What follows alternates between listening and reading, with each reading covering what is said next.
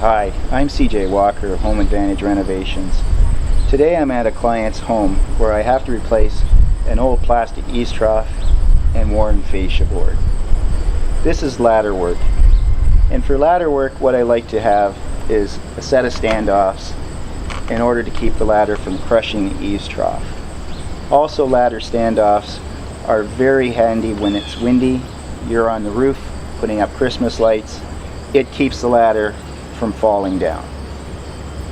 Now the good news is that if you were to go out and purchase commercially made standoffs for your ladder, you can spend as much as $100 for a set of them. I'm going to show you today how to take a piece of scrap 2x4 lumber that you may have laying around, and with the investment of a few minutes of your time, that's all you'll end up spending on a set of very solid, substantial standoffs that you can use on your ladder. Now the key to making a solid standoff for an aluminum extension ladder is really just understanding the simple structure of the ladder itself. Now all aluminum and fiberglass ladders, extension ladders that is, are made the same way.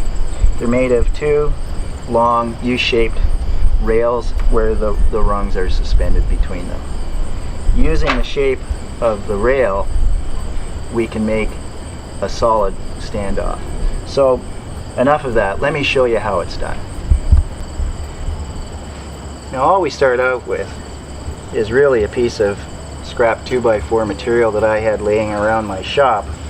It's approximately 2 feet long, and that's all you're going to need to start with. Once I cut my stock piece into two 12-inch lengths, and I brought one of them back to the ladder.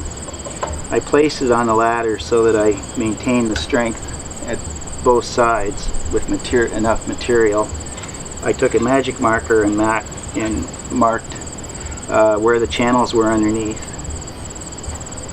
I then measured the depth of the channel so I could adjust how high my blade was at the table saw.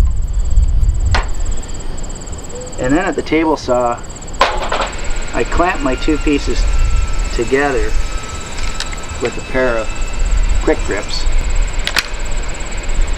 And then I flipped them over and then ran them through, and essentially several times, several passes for each one, so that they would fit perfectly over top of the U shape. Having done that, then I went back to my chop saw and cut the angles at the end. So I had a profile where, knowing that this is the way it was going to set, this was going to be against the fascia, this was going to clear my eaves trough, and this angle was cut so that it didn't damage the shingle. Now this is almost done, and I'll show you the final step now.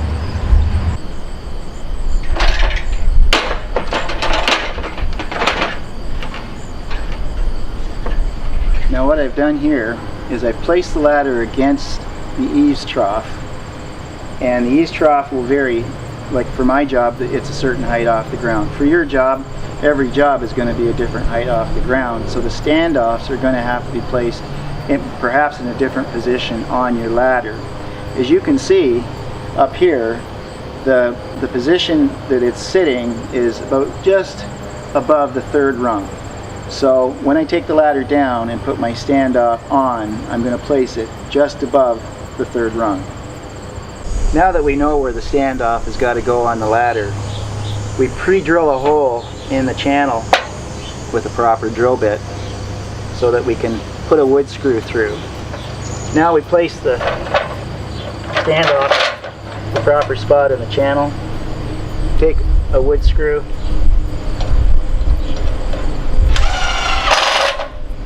firmly attach it, do it both sides, and the project's done. You've got a solid standoff, and things are going to be a lot safer on your ladder. I'm CJ Walker, and we'll see you next time.